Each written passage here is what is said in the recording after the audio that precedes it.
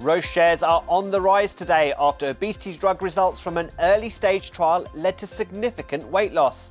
Welcome to Market Insight, I'm Ramzan Karamali. So the Swiss drug makers race to join the likes of Novo Nordisk and Eli Lilly in the booming obesity treatment market appears to be taking shape.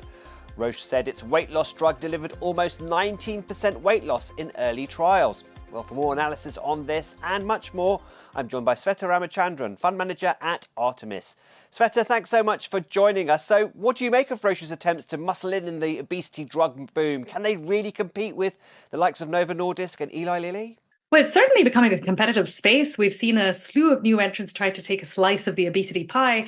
And while the phase 1 trial results are encouraging, there are questions about tolerability given the high rates of nausea and vomiting that have been reported at this stage. And of course, at the same time, Novo and Lilly aren't necessarily resting on their laurels. They're already proceeding with the next generation of drugs. So there's all left to play for still. But it's all changed at the top of EasyJet too. Johan Lundgren has been CEO there since 2017. Shares were down heavily today. Is that more on the poor first half results or the change in leadership?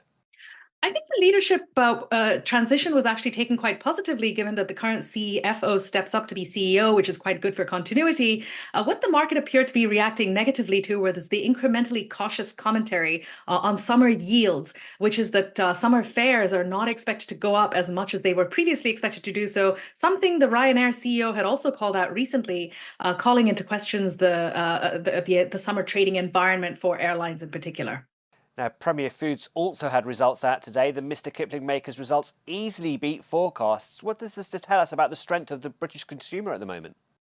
I think they noticed quite a strong volume rebound of the fourth quarter that enabled them to do this. Strong growth with branded products as well. They're continuing to gain share in the UK market. They've expanded with new categories. So all of that is suggesting quite an idiosyncratic story for them as far as concerns the UK consumer.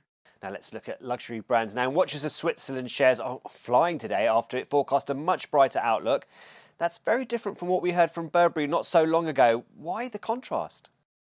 Yes, interestingly, Watches of Switzerland had profit warned a few months ago, commenting on very poor Christmas trading in the UK market in particular. And today's results really was sparked a sense of relief that that weakness had not continued into the final quarter of the year, where they had seen some level of stabilization.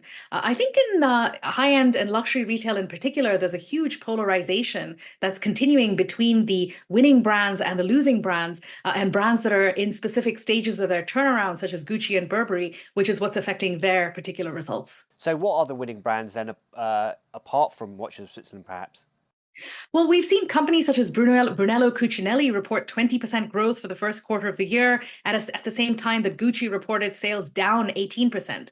So brands like Moncler, Hermes continuing to resonate with consumers. And of course, Richemont's results tomorrow will dictate whether it's also among the winners or the losers. Now, Royal Mail owner International Distribution Services look like they will finally accept Daniel Kretinsky's £3.5 billion bid, but it's not a straightforward takeover, is it?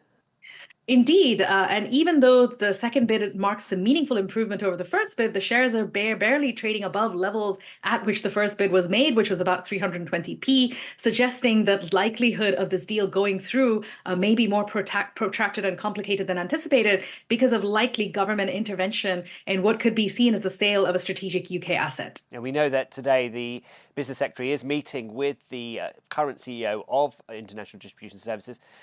Do you think they could thrash out something, though? It's reasonable, and I think in the interests of the stakeholders, which include consumers, it is necessary that this business gets restructured. And if the government can get comfort that Mr. Kretinsky and his consortium are the best people for the job, it's possible that we could see this continue. Swetha Ramachandran from Artemis, many thanks for your thoughts. And that's Market Insight. Don't forget you can watch more videos on Reuters.com.